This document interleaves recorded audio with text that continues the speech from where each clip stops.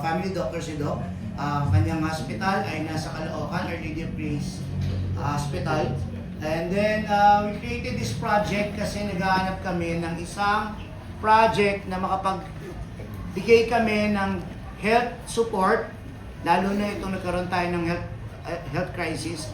Nagbigay tayo ng health support sa mga taong may mga sakit, may nararamdaman at may mga gustong i-maintain sa kalusugan nila.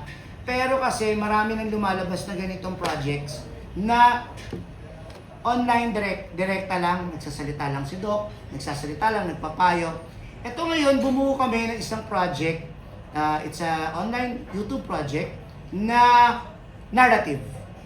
It's a light comedy health advocacy project ni Doc Larry dahil gusto niya ma-reach ang audience mula A to Z na bracket, no? Na lahat ay pwedeng magtanong, lahat ay pwedeng makipagkwentuhan, at higit sa lahat, ang project na ito, kaya pinamagatan namin, itanong mo kay Doc Larry, no?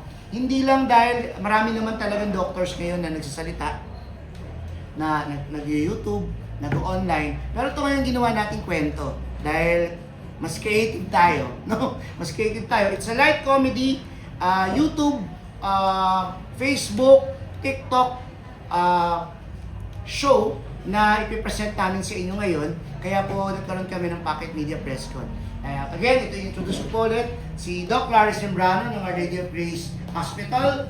Andiyan po ang ating mga cast, syempre. Ang legendary comedian and director, panahon pa ni Tito Dolphy. Siya po ang director ng, ayoko sabihin, pero ito pinaka-favorite kong pelikula ni Dolphy, Omeng sa Panasya. Eddie Gray. Yan. Siya po ay si Mang Domeng dito sa aming kwento, no? And syempre, nandito rin si Tab Sumulong, ang pinakamahusay na, syempre, pamilyar na kayo, indie actress. And then, andito rin po kasama sa aming kwento, ang ating pinakamaganda siguro nurse sa balat ng Itanong Mo kay Doc Larry Show, Divine Villarreal. Good morning po. Ibigay po namin ng aming mga press kits ngayon. Nandiyan po yung story, nandiyan yung flow ng mga kwento, at every week, ibang sakit, ibang kwento ang dinidiscuss ni Doc Larry sa kwento. And again, narrative po ito. No? Narrative, may hindi interface na nagpapayo kasi syempre nakaka-bore, no? Nakaka-bore na itong magsasabi siya, iba-browse. Ito hindi. Matatawa kayo, magkukwento sila, at every week, iba yung episodes na mapapanood natin starting itong June. Kanya, or kung ano man tungkol sa show, andyan po yung ating mga artista, yung process ng ating paggawa. So, maliit lang ang aming proyekto, pero malaki ang aming mga pangarap para sa project nito. Yan. Go, Doc. I'm Kate Adhar po from Random Republica. Kailan po nagsimula yung idea? Matagal niyo na, bata pa po ba kayo, iniisip niyo na magkaroon ng ganitong project?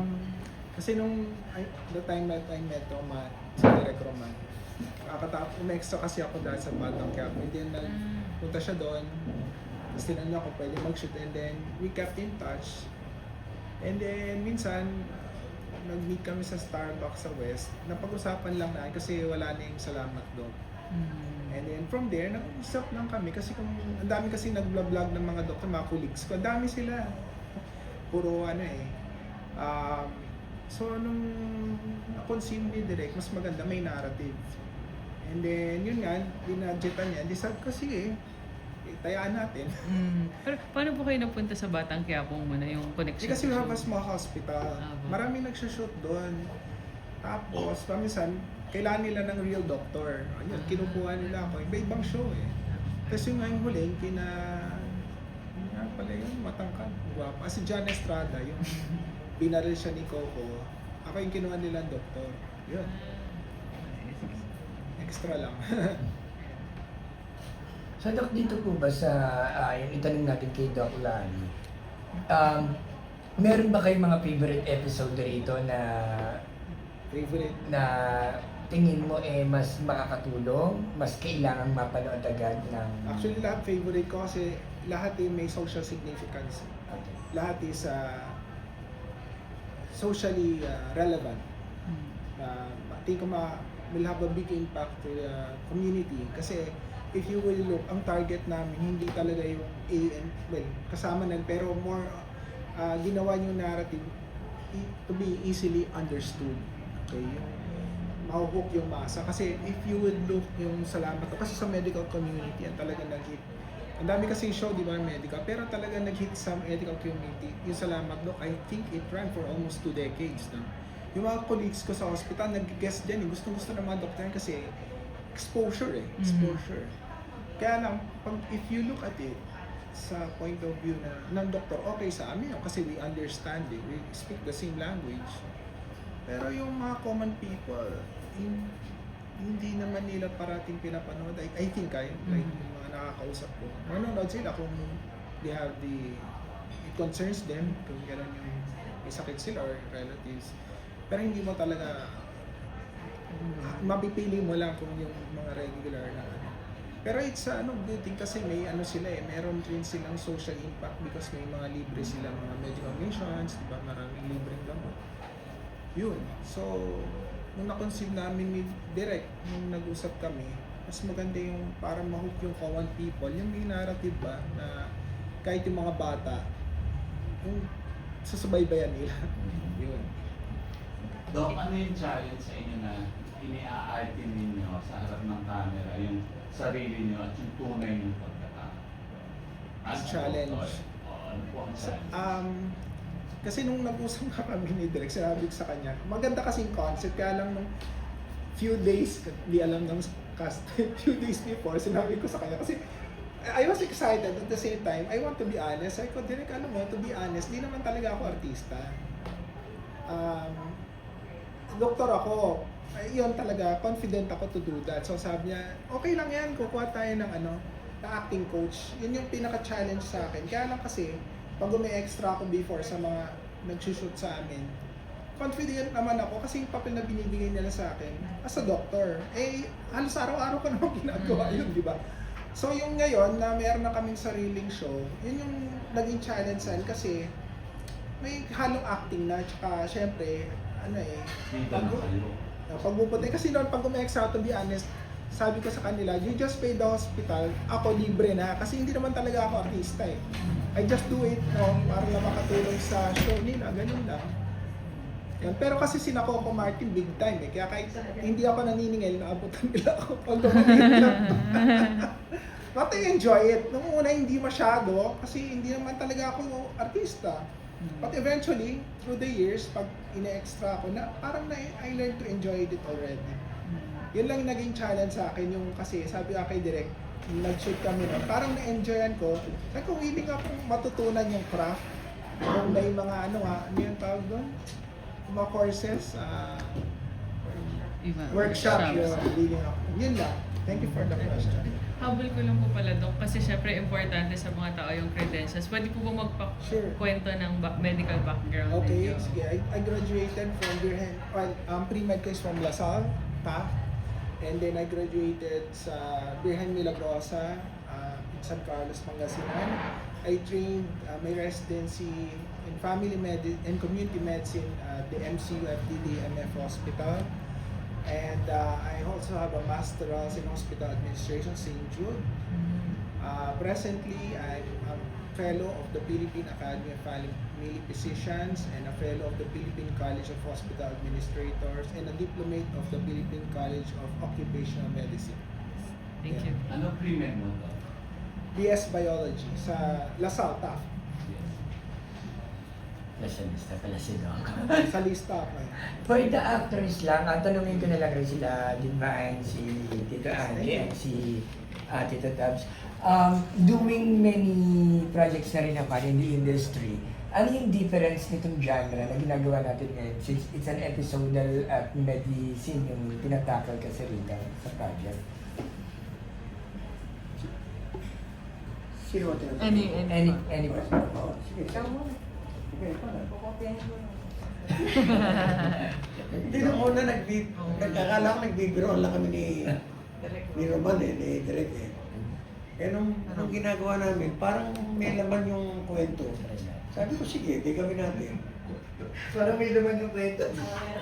Di ba? Parang yung una, pag naglalaro ka, Oo. huwag ka talagang may game na laro lang, tapos uwi ka na, pagod ka na. Pero yung naglalaro ka, nag-enjoy ka, maganda yung gawin eh. Kaya sabi ko, sige. Tsaka hindi ako doktor ha. Hindi rin ako barbero. Di ba? Malay ko dyan. Ikaw, pang ilang beses mo nang gumanap na nurse? Pang-unang beses po. Kasi Walo? Una po. Una. Opo. Oo. Kasi po dati yung nurse ko, pagiging nurse ko po is sa ano lang, parang costume lang po siya. Mm-mm. Pero dito po is nurse po talaga. Nag-research ka ba para maging effective kang nurse sa on-screen? Po, humingi rin po ako ng help sa mga kakilala ko pong friend ko na nurse para po mas magampanan ko po siya ng maayos. Ano na-discovery mo sa mga nurses ngayong gumanap ka bilang nurse? Na sobrang hindi po madali yung work nila. Kasi po, sobra po yung puyat, yung pagod. Pero at the same time, ginagawa pa rin po nila yung best nila para makakatulungan yung mga tao na nangangailangan. Nung bata ka, naging dream mo ba maging nurse o Hindi doktor? Hindi po, takot po kasi ako sa dugo. Opo. Anong last project mo nga before this sa Viva? Sa Viva po, ano po yung kapag tumayo po ang testigo? Kapag tumayo ang Testigo po. testigo. Opo. Parang magandang tayo ko. Kayo rin naman daw. Kayo rin naman. Tumayo. Medical questions lang daw. Ano po yung biggest misconception na pwede nyo ipaliwanag sa amin about first dengue? Misconception. Yes po. Kapag nawala yung lagnat, okay ka na, no. Actually, it's the most dangerous ng phase ng dengue kasi pag nawala na yung lagnat, doon bumabagsak yung mga platelet. Kaya iba namamatay, di ba? Once nag-bleed kasi yung patient, mahirap siyang habulin eh. Yun ang pinaka-misconception. Sabi na, nawala naman na yung lagnat. No, that's the most dangerous phase, yung afebrile state. Kasi doon bumabagsak yung platelets. And biggest misconception naman po sa diabetes. Biggest misconception, pag na-control na yung sugar, okay ka na di ba? Pag na-control, tapos kakain ng marami, it doesn't work that way. Kasi continuously, kailangan, kahit na medication ka, kailangan i-control mo rin yung diet mo. Yun. Sa paggat po ng aso, I'm sure ang daming Yes. misconception dyan. Marami. Yung Pinaka- maliit lang naman hindi kailangan, hindi. Yun nga, leak category 1, kahit yung closed skin na walang sugat, category 1 na yun. Pero yung category 1 kasi hindi binibigyan anti-rabies, but still, it is still considered category 1. Ang binibigyan lang ng anti-rabies, category 2, pag naging category 3 na, dinadagdagan tinatawag na rabies immunoglobulin. Equine rabies immunoglobulin. Pero may skin test kasi yun. Sometimes, pag nag-positive ka doon, yung H2 kung binibigay, yung human rabies immunoglobulin. Ang problem, yung H2 medyo mahal. Tsaka hindi siya readily available sa lahat ng hospital. Eh kanina po doon may eksena na, although narinig ko rin po sa lolo ko yun, yung kakabitan ng batong buhay, yung sugat ng Para ng aso. sipsipin. Totoo po ba yun? Hindi. Ah, No. okay. Although yung rabies vaccine kasi, it enters the body, it travel, if I could remember correct, 1 millimeter per day, bagal. Pero once it reaches the spinal cord, walang gamot Walang gamot talaga. Kaya dapat talagang bigyan ng anti-rabies. And lastly po, asthma. Yung biggest misconception, pag na-control, hindi ka na pwedeng atakihin. Kasi iba, di ba, hindi na nagpapatrol. Kasi ang pinaka-deadly sa maraming namamatay usually at early morning at 5 a.m. Yun kasi, maybe it's because of the weather, yung mahamog, gano'n. Yung iba, sabi ni Kaya niyan, ang problem kasi asthma, para siyang heart attack, patrigger siya. Paminsan, pag nagsara yung mga wala. So deadly din po pala Yes, ang asthma. yes, oo, deadly siya. Kaya nga pagka tinatawag na inatake ka, tapos hindi makuha ng nebulizer, kailangan talagang hospital, intravenous steroids ang binibigay. Tsaka hindi lang siya, for at least 2 to 3 days binibigay yun parang anti-inflammatory kasi pag inatake na ka ng asthma, yung airways mo, yung bronchos, yung namamaga yun inflame siya kaya nga naninigit yung baluyan ng hangin. So hindi siya biro. Dapat talaga magtanong kay Doc. Ay, So ano po, karagdagan din po kaya po nandito yung character ni Tito Enki. Kasi marami tayong misconception sa medical procedures, no? Si Tito Enki ang lumang kwento ng mga tapal-tapal. So yung may pahawak na bato. Siya may hawak na bato. Sakit pa. Asan? Sakit pa ba to? Siya yung yung traditional na pinalaki tayo ng mga lolo't lola natin. At yun ay hindi naman binidebunk, no? Iyon ay pinapaliwanag ni Doc na hindi natin dapat pinapractice itong mga bagay na ito. Medically, yun. Yun yung contradiction. Hindi yung magandang laro ng project. Kasi hindi niya kinokontra. Pinapaliwanag lang niya. No, yung dalawang aspetong ito. Yung traditional at saka yung medical talaga na procedure para sa pag-take ng mga sakit. Lalo na tayo mga Pilipino. Ang hilig natin makinig sa mga kwento, sa mga minana nating mga kwento na ganito, tapalan mo ng ganito. Albularyo. Albularyo, yun. Actually, may isang single, nakita nyo, albularyo si Tito Enki doon. No? Tawas. Tawas. Set series to, di ba? Anong difference na from BMX project na yun, you're doing a medical series? Wala Mas na, madali o mas mahirap? mas parehas lang pong mahirap. Parehas mahirap kasi po, syempre, ang hirap din naman ng mga actors na lalo ito mga facts yung pinag-uusapan So, again, galing naman talaga ako sa TV, no? In fact, I'm doing a TV5 show nga. Oo, TV na ako ulit. No? Babalik talaga ako sa TV. Secret po muna. Secret project po, again, babalik po tayo sa TV. And then, kaya po din naman ginawa namin to kasi para ma-reach nga yung audience na gusto ni Doc. No? Hindi naman politiko si Doc. Wala naman siyang political na pangarap. Ang pangarap lang natin ay makapag-educate sa health crisis ng Pilipinas. Ikaw direct may pangarap ka ba magpulit? Balang araw po. Opo. Politiko naman po ako talaga kahit nasa showbiz ako. Public servant po ako kahit na hindi ako na Yes. Serve the public sa mga Opo, project. serve the people. Ikatunga ako dito na France. Serve the people. Kahit di naman tayo sa pwesto, nag-serve naman talaga sa tao. That's why, ginawa namin itong project na to. Kain muna po tayo, guys. Sige po. Discuss na lang.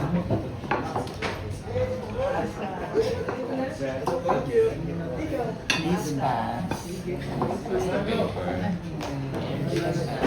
Please pass. Coming June, meron na po tayong Facebook, YouTube, and TikTok. Lahat ng social media ay ilo-launch yung pilot episode ng Tanong Mo Kay Doc Larry. Ayan. Sige po, open na po ulit yung floor. Direct, may tanong muna ako sa inyo. Sige po. Pwede yung ikwento or explain kung paano yung presentation yun parang dramatized Yeah, it's a narrative comedy. Comedy, it's a community-based comedy situational health situational show. No, para siyang pag kinukwento natin, para siyang ang luma ng sinasabi kong basis. Parang Home Alone. No, syempre, dyan si Tito Enki. Parang may Dolphy doon, no? Nagkukwento. At parang may doktor sa community nila, no? Isang suburban community na merong problema may krisis sa kanilang community, sa barangay Ina ng Biyaya, Our Lady of Grace, kasi yung hospital ni Doc sa totoong buhay. Sa Caloocan, yes, merong hospital si Doc doon. Yun yung ginawa naming community-based narrative. And then, laging pinapalitan ng City Hall ang community doctor. At si Doc lang ang natirang doktor na nagtagal. So doon nag-start yung problema. Kung paano niya i-handle ang isang suburban community sa Caloocan na may problema at may krisis sa health. Yun. Pero kahit sinong manonood, matututo kung paano malulunasan? Or Yes, paano gagawin? yes po. Yan, sasagutin ni Doc. Para yung procedure. Merong merong laging, every episode, merong problema. Okay. Yun, based na. Lagi may sakit. Laging may sakit. Laging may sakit. Lahat, yung mga common na sakit ng seniors, mga bata, sa flab, tungkol sa baha, no? Lalo na yung problema sa baha. And mga basic na sakit, diabetes, heart problems, hypertension, lahat yon pwedeng itanong kay Doc Larry. Bakit ganitong paraan ng presentation na pinili? Kasi gusto naming ma-reach yung yung audience na masako. And wala, sabi ko nga kanina, mula A to Z. So naming abutin kasi apparently, kapag ka in your face, yung mga kwento, nagsasalita lang yung doktor, na ano lang naman natin yan. Yan na naman. Ginaganon lang. Ito hindi. I-engage ka namin sa kwento, and then, ganun pala yun. Dadalhin ka muna namin sa kwento para masolusyonan ng yung mga health problems ninyo. Not necessarily for Gen Z. No. Kasi di ba ang mas madaming may nararamdaman na yung may edad na. Yung may edad, and syempre yung mga CKD, ang daming CKD ngayon, Gen Z yun. So, kaya nga, mula taas, anong baba? Kinagat ng aso, kinagat ng pusa, may mga alagang pusa, ang mga Gen Z ngayon. Yun ang ginagawa nilang pet. Meron kaming episode para doon sa ayan, sasagutin ni Doc yung ibang mga questions po ninyo. Direct, bago lang namin tanongin si Doc, tanongin muna kita, why did you choose na ipalabas siya sa platform, sa social media platform, instead of going mainstream? Gusto talaga namin mag-mainstream, pero ang idea talaga ni Doc, kunin natin yung social media audience at saka social media platform kasi maraming, sabi nga ni Doc, maraming OFWs at marami siyang relatives na nasa ibang bansa na kailangan nating ma-reach, no? Ma-reach din natin ang mga Filipino audiences. Pangalawa, yung TV ay sobrang aga ng mga binibigyan na slots. Na napansin nyo ba yung mga umagang yung mga salamat Doc, Doc Wikipedia dati, at saka yung Hiling Galing, yung slot ngayon, walang nanonood. Walang masyadong nanonood. At nanonood sila, nakukuha nila, senior citizen lang. So ito ngayon, pwede mong hanapin at pwede mong i-browse sa oras ng mga tao. Yun yung mahalaga kasi oras ng mga tao eh. Di ba ganun na tayo ngayon? Oras ng mga tao, may pinalabas pala sila ng Friday. O sige, di ko pa napapanood, babalikan ko na lang siya.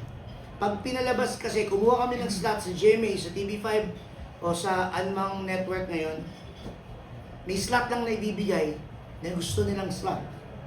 Yun yung nagiging problema namin. Gusto ni Doc, ma-reach natin yung mga hindi nakapanood at hindi na mauulit-ulit yung episode na yun. At ang mamahal. To be honest, ito, frankly, kahit taga-TV, nagti-TV ako, ang mamahal ng slots ng TV networks. Siyempre, sabi ko nga, maliit lang yung project namin, pero malaki yung pangarap ni Doc para dito. So, yun yung mga basic na problem na malaki ang bayad sa mga black cats. Pero wala problema sa amin kung sabi ko nga, pumasok ng mga sponsorship, okay sa amin yun. May mga pumasok na pumasok ang Pure Gold, pumasok sa ganito, okay sa amin yun. Pero hindi namin dinidream mag-network talaga. Dinidream talaga ni Doc na ma-reach yung audience na binabrowse lang yung pinapanood lang sa social media. Yun. Gano'ng mahaba yung per episode? 15 minutes. 15 minutes. Tapos magkakaroon din ba kayo kasi di ba uso yung mga vertical series na mga tig 2 minutes na? Ganun din ba kayo? Sa ngayon po, hindi ako anti-vertical. Pero kasi sinot namin siya, kung mapapanood niyo po yung episodes namin, sinot namin siya ng pelikula. Kasi I'm not an anti-vertical, pero anti ako sa vertical. Kasi kinokontrol kaming mga filmmakers. Kaya sinut namin sinushoot namin siya as pelikula ha. Even the texture, even the compositions, and even the cinematographers, even the soundman, and even the music, sinut ko siyang pelikula. Hindi ko siya sinut ng TV. Hindi ko siya sinut ng vertical. So, sinut talaga namin siyang pelikula. So, ganun, parang nanonood ka ng short film. Ganun yung pakiramdam. Yun po. Sige, sa kanila po baka may gusto kayo itanong kay Doc ulit or... May ka nang malalim si Divine. Sinabi ko, pwede nga tanong. Doc, paano niyo pinipili yung mga sakit o kondisyon na i-discuss? Actually, yun yung mga nakikita namin, common diseases and illnesses in the community na ginawan lang ng narrative ng writers at ni Derek Roman. Common yun eh. Pero bakit mas uunahin yung nakagat ng aso kaysa sa nagka-cancer o kaysa sa sumakit yung paano nyo pina-prioritize? Wala namang Walang priority. priority. Walang ganun. Basta kung ano lang yung ano nila, mauna nilang nagawan. Basta yung lahat nun, may list kami, yung mga common cases na nakikita sa community at sa emergency department. Yun naman kasi marami. Although hindi kasi nasabing hindi maraming cancer. Meron din yan, pero kasi hindi kasi siya yung una. Kasi ako ay family medicine doctor. Also, ano yun primary care, sa state's primary care physician. So yun yung mga nakikita namin talaga, first time. Maraming may ganun. Ganun sa Yes. Sorry, tagtagan ko rin sinabi ni Doc. Binase namin yung algorithm base dun sa ospital nila. Yeah, common cases. Common cases. Ayun. Oo. Kaya ang una naming episode ay dengue. Kasi madami. Kasi sobrang dami. Yes. Lalo na sa Nung hospital ulan, nila. nung tag-ulan lalo. Yung tag-ulan, lalo na tong season na to ng June. Kaya din magandang season din to kasi ito yung season ng mga sakit. Ito talaga. And leptospirosis. Leptospirosis, meron kaming episode.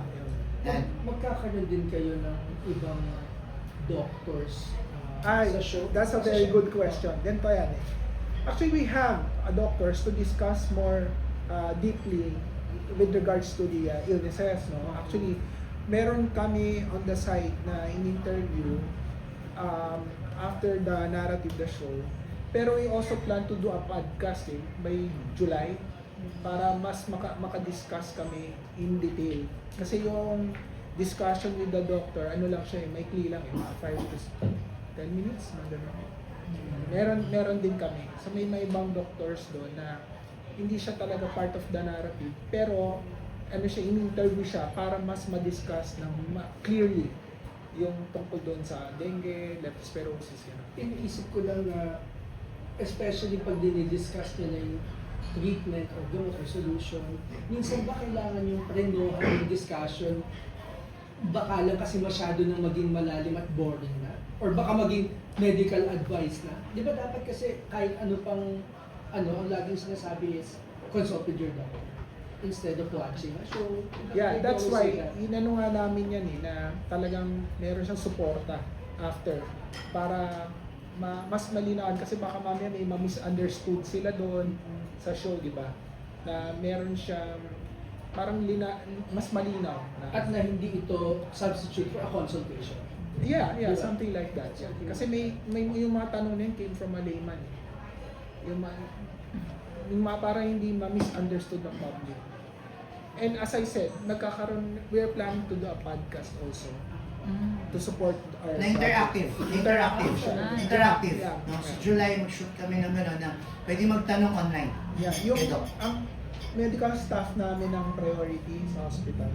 And eventually, sana, God willing, we will be inviting others. So separated ito, Doc, itong podcasting dito sa... No, I don't think so. I think it's more of a support. Support. Brand. Yeah. Sa Kasi pag in-air ni na direct yun, kasi hindi naman pwedeng yan lang yan eh. Parang may variety pa siya. So this is a YouTube channel. Well, I think so, yes.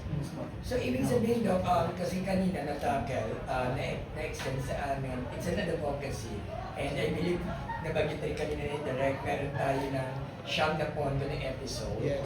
So right after the 9th episode, are we looking forward for doing another one? Well, hopefully, that's why we're asking for your help. Kung magkaroon tayo ng sponsors and advertisers right now. Tapos same cast, Doc, o I think si Direk ang makakasagot. Ay, same cast po. Opo. Sabi ko nga, yung community na buo na namin, sabi nga ni Direk Enki, para lang kami naglalaro, pero may kabuluhan, sabi niya. Same, Pero every week, may iba kaming guest. No? Sana, Ayun. sana sa mga susunod na mga episodes namin, makapag-guest kami ng iba pang comedians, iba pang mga doktor na celebrity doctors din na makasupport. Sana makakuha kami ng ibang artista na talaga makatulong din at baka naniniwala dito sa advocacy ni Doc sa itanong mo kay Doc Pahalo. Tapos kanina, Doc, parang napag-usapan, correct me if I'm wrong, halimbawa, meron din papakita yung mga pinaniniwalaan ng mga tao kung paano, di ba, superstitious beliefs Yes, na old wives' tales. Pero, ang sinabi niyo, hindi niyo siya i-debunk directly. I-explain niyo lang. Why don't you just debunk it directly? Kung talaga namang it's not effective, kung talaga namang hindi baka nga nakaka-harm pa. I can't remember na hindi sinabi hindi i-debunk, but we will explain it clearly what is the right thing to do. But you won't say, will you say, We follow the outright script na- kasi, but if we will be asked, we will try Say na to no, correct it's not- the misconception. Like yung sinasabi ng bato doon sa rabies, no, that's so. You'll say it that way. That's wrong. If Kung alin ko yun yun sa ang podcast, kasi na-tape na namin di ba? But kung sa podcast, kasi pwede naman sila magtanong online or while we're shooting or ano. We will say that. Para makorek, ang ano nga kasi maraming misconceptions, di ba? Every year may leptospirosis, baha. Pero pag nakita mo, pag sa bag, may magsiswimming ng mga bata, it's still dangerous. Yearly may ganon, lumalabas sa news, di ba? Ang daming namamatay sa leptospirosis. Bakit ganon? Ibig sabihin, buhay pa rin yung misconception, di ba? Meron bang data kung gaano ka-harmful yung mga beliefs natin actually? I cannot answer that. Siguro sa epidemiology ng DOH, I think baka meron sila. Ang gumagawa kasi ng mga ganyan DOH, but I'm not sure with regards to that. Mas kanina nakita ko parang may tawas sa Albularyo. albularyo pa yun. Thank you also. Kailan niyo po na-realize na gusto niyong maging doktor? And meron mo kayo yung pinaka-memorable moment na nasabi niyo, buti na lang doktor ako.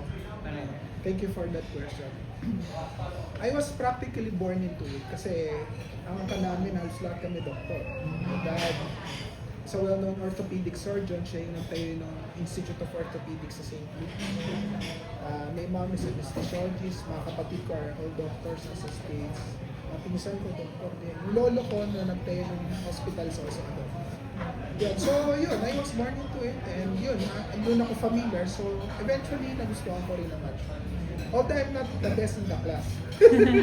Yung brother ko, yun yung nag-excel na play siya sa boards, but I'm just only ano yung pinaka-memorable for you na experience as a doctor na buti na lang doktor ako, meron mo kayo nasagip marami. Kasi when we were training, although pagka nagre-residency ka, napakalit na sahod nun. Actually, nag-train ako sa MCU Usually, pag mga private hospitals na nag-train ka, mababa lang, sobrang late na sweldo doon. Kaya marami gusto lang government kasi malaki yung sweldo. But it's not always the money kasi. That's where I was more comfortable. And ano siya meron siyang sense of fulfillment, promise. Kasi nakakatulong ka sa tao. Yun. Kahit pagod ka, dami-dami pasyente. Sa community, na-assign kami, puro mahirap ang pasyente doon. We have 3 community centers na sa MCU Yung isa sa likod ng MCU, alam mo yun, St. Peter, St. John. Ang daming pasyente doon. Pati doon sa dalawa. Kaya lang kasi, it's very memorable. Pag ako lang kasi naka-assign doon, plus mga interns na, mga estudyante. Interns. Pila, dami. Because, libreng gamot. Libreng gamot sa health center, mga nag-donate sa church, gano'n. So, meron kang sense of fulfillment kasi hindi naman kami binabayaran kasi yung sweldo na napakaliit. So, kahit daan-daan, hindi naman. Siguro mga 50 saka half day, ganyan. Pero pagod na pagod ka, meron kang sense of fulfillment kasi kahit paano nakatulong ka. Yun na. Salamat po. Doc, anong tanong ng pasyente ang hindi nyo makakalimutan? Marami pa, minsan iba, stupid question pagka tutuloy ko pa po ba yung gamot ko kahit na wala na ako sintomas or mga ganun ba? Or kailangan ko ba talaga paggawa yung laboratory, wala akong pera. Punta na lang, sabi ko kahit sa government, paminsan, ano naman eh, libre, diba, sa PhilHealth, o balance billing. Dok, kasi nila, medyo sensitive na.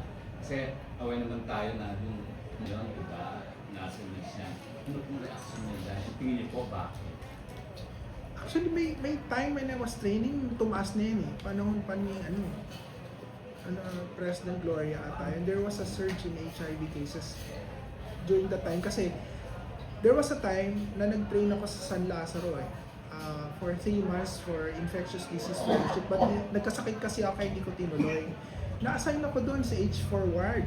Yeah, nakakaawa yung pasyente doon. Iba, 19 years old, Japayuki, nagka-HIV, tas nagka-baby pa siya. Awa ka talaga. So, may mga times na nagsasurge siya. But what's naman na ngayon, kasi yung retrovirals, na siya na-arrest na siya, hindi katulad dati na talagang deadly. So, nagkakaroon siya ng parang remission. So, kahit nagsasurge, siguro it's just the attitude ng mga bata ngayon. Yung safe sex siguro. Tsaka kasi meron kasi, during the time that I was in training, ang mataas yung MSMA, men sex with men. Yan ang mataas. Ngayon, hindi ko alam kung kahit heterosexual, Pero kasi, ang nga doon, yung antiretrovirals niya, nakaka-help siya na hindi siya mag-progress of full-blown AIDS. So ano talaga yun? Pag-asa na yun? Maganda. Yes, hindi naman talaga pag-asa, pero may hope. Kasi during that time, nagka-surge na eh. Paminsan nagaganyan eh. For whatever reason, siguro talagang yung promiscuity ng mga kabataan, tsaka yun yung MSM, hindi ko alam kung dumami na naman. Ganun. Kasi noon, marami talaga nangamatay dyan. Kasi I was assigned to that ward, di ko marimutan, H4. Dami pasyente at that time. Do you think, Doc, that's a good episode for, or it's too sensitive for the YouTube channel? Tama yan, Yung HIV, do you think it's gonna be a good Gagawa niya subject ba? for an episode? Yes. Or masyado siyang sensitive? Ano yan eh? Siya? Social significance yan. At saka tingin ko malaking impact niyan sa society pag nagawa natin. HIV. Tsaka more on siya eh. I think yung attitude talaga ng mga tao siya. Kasi dangerous minsan. Kasi ang HIV kasi, siya eh. Body fluids eh. Siya na-transfer. So pag hindi ka maingat, di ka nag-condom or hindi mo naman talaga kakilala yung ganun yung partner mo, tapos MSM ka pa, talagang malilipat siya. Saka marami pa rin kasi tao na hindi alam kung ano talaga, kung ano ang tungkol sa HIV. Yeah, maraming misconception. Madaming misconception. Tsaka hindi lang sexual, Di iba na pag natuwa ka, Needle, yes. needle, yan. May nangyari yan sa mga colleagues dati, mga nurse. Yan. Meron pinangat totoo ba yun? May baby pinapanganak meron? Dahil yung sanay meron? Yes. Yan? Intra-fetal, nata-transfer. Yan nga yung kinuwento ko sa inyo, when I was assigned, so tawag nila H4 ward.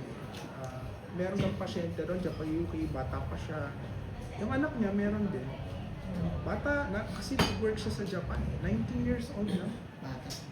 Hindi ko na alam kung ano nangyari sa kanya sa long time. Ko 2010 pa at 2000. I was aware of that surge. Dok, bakit si Magic Johnson Ayun nga, kasi nga meron ng antiretroviral. Na-arrest siya. Hindi siya nag-progress sa full-blown AIDS. Kung magre-respond yung katawan mo. Yung CD4 count kasi binibilang doon eh. Yung yung immunity mo, yun ang minomonitor yung CD4 count. When it goes so low, sobrang bagsak immunity mo, magpa-progress na talaga yun sa AIDS, so yung acquired immunity deficiency virus. Kung ka sa maraming sakit, yun, dun ka mamamatay. Pero Dok, nakikipag-sex pa siya. Ayun ang hindi ko. Pwede ko kaya niya, pero kasi Pero sobrang yaman din niya kasi. Semen eh. Sobrang yaman ni Magic eh. No, Doc. No, Doc, no? Sobrang yaman din kasi ni Magic Johnson. At kaya niyang i-maintain siguro ng stem cell yan. Pero ngayon, mura na yung mga Sobrang. prevention. In that note, may episode kaming ganon. Ayan. Na parang pababain sa masa yung education. Kasi nagiging trauma eh. nagiging trauma yung sakit or ano man. Para rin naman yung high blood. Yes. Para rin yung diabetes. Di ba, Dok? Ngayon, Madaming misinformation. sobrang marami.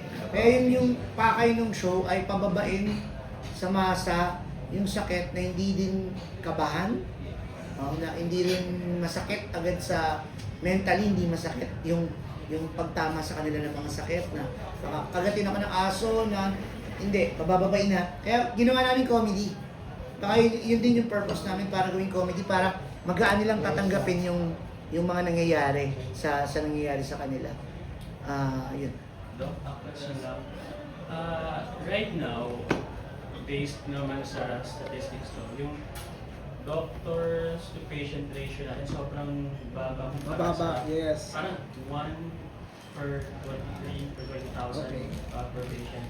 So sabi nila it's a health crisis talaga sa Pilipinas.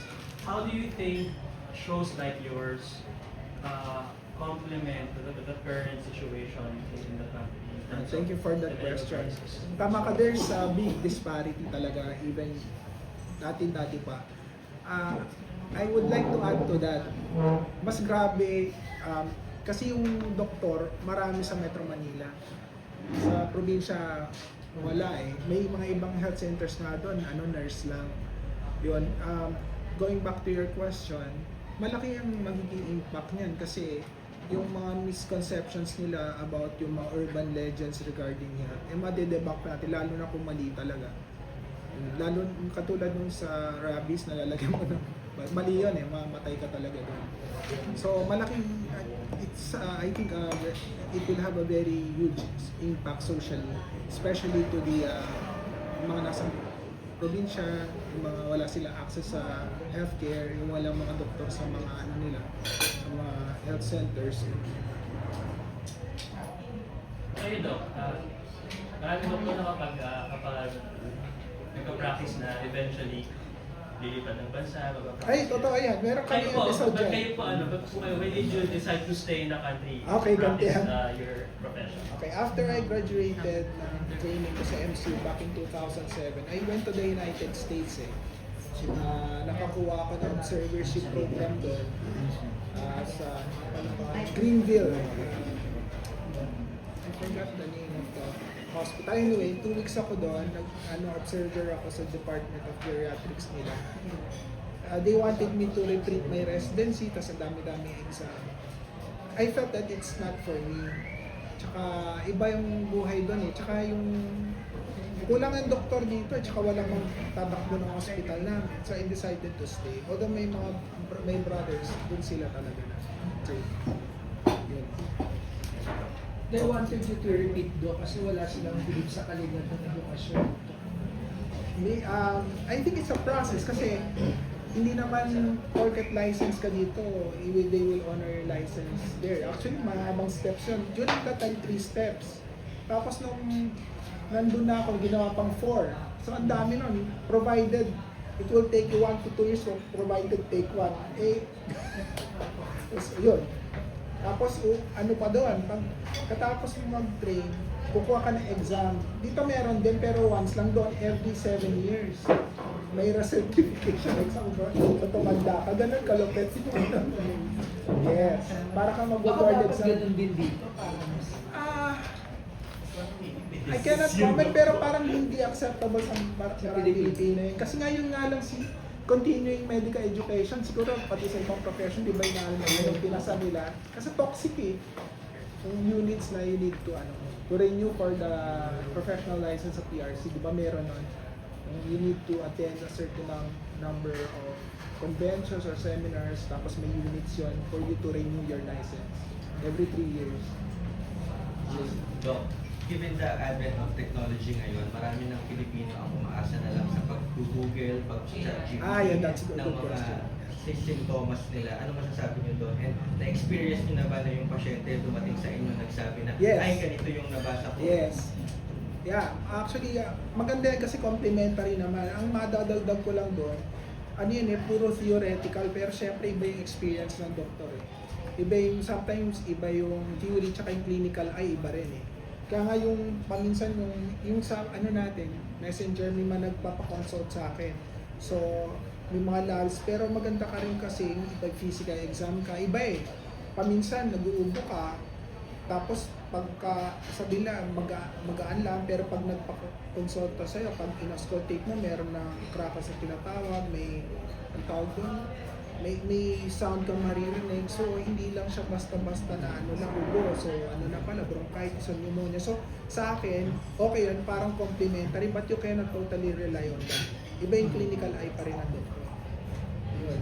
Ano po ang mensahe niyo sa mga pasyente nga na inuuna muna mag-Google or mag-chat lang sa klase nila? Best pa rin is to see a doctor. Pero ano wala namang harm na meron kang knowledge beforehand. Pero kasi iba pa rin nakita ka na PE ka ng doktor.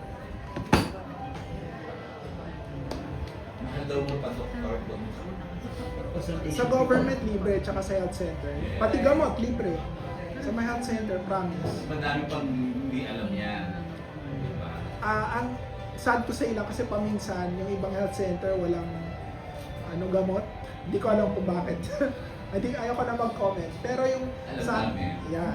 Yung kasi yung sa community center namin when I was training, may mga gamot kami doon. May mga donations from yung mga NGO, sa church, gano'n.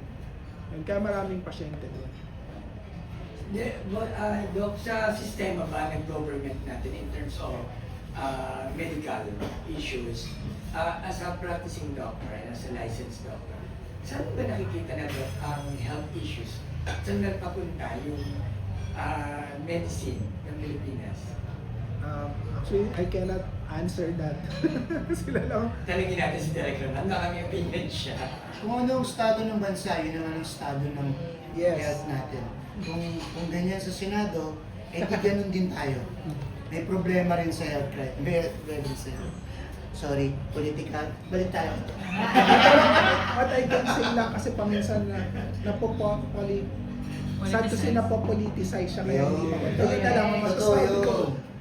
Yun na lang. Kasi sir, kasi daw kung sabi nila, mahirap pag may sakit eh. Totoo yun. That's true. That's why meron naman talagang government yan kasi yung mga health centers na talagang libre yung gamot. Yun talagang hindi ko lang alam kung may problem sa supply chain o sa yun lang. Hindi ko kasi ma-comment kasi hindi naman nila ako dun. Sila yun it's theirs to explain and sila nakaka. That's why ginawa namin tong project. That's why ginawa natin, inilip namin ni Doc Larry to. Kasi para kahit paano makatulong kami sa social change. Makapagbigay kami ng answer. Kahit paano makapagbigay kami ng answer through social media. So, yun. So, any questions po? Meron pa bang tanong, clarification, suggestion? Sa YouTuber. YouTube, Facebook, TikTok po. Next week po, ilo-launch yung pilot episode natin. Dengue. Nandyan po sa ating mga press kit. Yan. Any questions po? Isa nila, di ba, nagkaroon ka na ba ng health scare na talagang hindi mo makakalimutan? Alin po? Health scare na akala mo it's the end of the world. Natakot ka talaga sa sitwasyon mo na yun. Meron na ba? Wala pa. Wala pa naman po. Kayo po, Ako na dengue ako. malala naman. Malala po. May nervous ako. Gano'n katagal kayo may dengue? 2 araw. Saka Ilang araw hindi, ba? Dok, nakalabas na ako eh. Oo. Pinauwi na ako eh. Hindi naman nila alam. Wala daw akong sakit. Oo. Nandun ako sa Channel 5 eh. Oo. Pinauwi kayo, meron pa pala. Pagdating ko sa bahay, nanginginig ako. Buti ka mo, yung landlord namin, doktor, asawa, hinintay namin dumating. Sabi sa akin, pa-check up sa dengue. Hindi. Bumalik ako ng hospital. Positive. Pinumpain ako. Ilang days kayo na? Naku, ninenepis ako, nanginginig. Talaga, hindi naman maginaw, pero nanginginig ako. Natakot ako. Madam kayo, nagkaroon na kayo ng health scare. Kayo po. Ako, a few 16 years ago, I had, I was telling him, meron akong bone tumor. Bone tumor? Okay. May tumor din. Still, meron pa ako ngayon. Pero sinasabi ko nga, yung ortho ko, kasi, pag pinutol yung paa mo, is not really a guarantee na titigil na yan. So, I turned to